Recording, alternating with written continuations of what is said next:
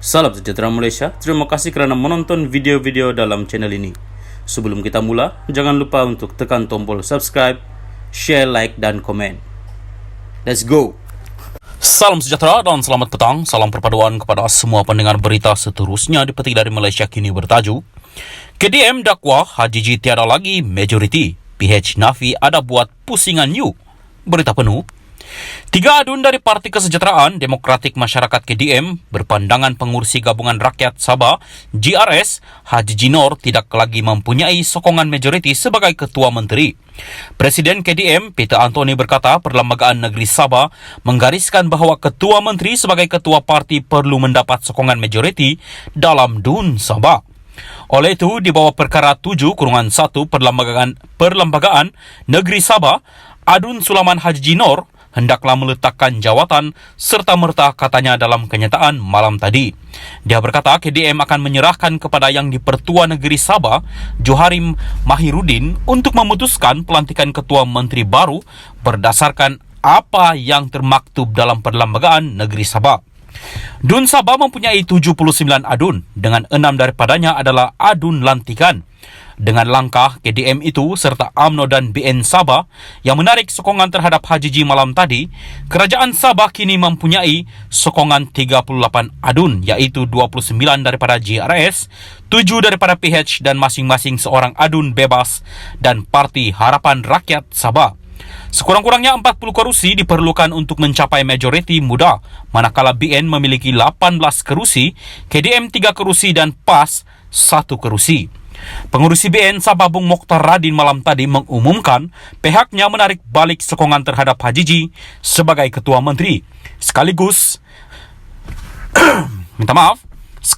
menarik diri daripada kerajaan negeri. Bung Mokhtar berkata keputusan itu dibuat selepas mesyuarat bersama adun dari gabungan itu. Dia juga mendakwa Haji G melanggar persefahaman dengan BN Sabah yang diadakan ketika gabungan itu memberi sokongan kepadanya selepas pilihan raya negeri. Ini jelas di mana Haji G telah melanggar persefahaman tersebut, di mana hari ini dia mengeluarkan surat penamatan jawatan Saleh Keruak selaku pengurusi Khazanah Nasional. Haji G juga menggugut kita dengan reshuffle rombakan kabinet tanpa berbincang dan tanpa berunding, kata Bung. Dia bagaimanapun mengakui ada 5 adun dari BN yang masih memberi sokongan kepada Haji G. Sementara itu, 7 adun PH Sabah melahirkan rasa kesal dengan laporan berita The Star yang bertajuk Pakatan Last Minute U-Turn. Dalam kenyataan bersama, mereka berkata sumber itu membuat dakwaan tidak benar dan menyiarkan kandungan berbaur fitnah dengan tujuan memburukkan nama PH Sabah. PH Sabah tidak pernah setuju ataupun memberi sokongan kepada mana-mana pihak bagi menjalankan gerakan untuk menubuh sebuah kerajaan baru melalui pintu belakang. PH Sabah juga mengambil pendirian untuk mengutamakan kestabilan politik, ekonomi dan kebajikan rakyat Sabah, bukan jawatan dan kuasa, kata mereka. Sekian berita, salam perpaduan. Salam sejahtera dan selamat malam. Salam perpaduan kepada semua rakyat Malaysia. Berita panas malam ini dipetik dari Malaysia kini bertajuk Langkah London, pintu sentiasa terbuka, Hamzah ulas Pakatan Baru. Berita penuh. Ketua Pembangkang Hamzah Zainuddin tidak menolak prospek Perikatan Nasional kembali berkuasa selepas menjalani Pakatan Baru. Gabungan itu juga tidak menolak bekerjasama dengan BN yang pengurusinya Ahmad Zaid Hamidi memilih untuk bekerjasama dengan Pakatan Harapan dan bukannya PN selepas pilihan raya umum lalu mengakibatkan kebuntuan politik.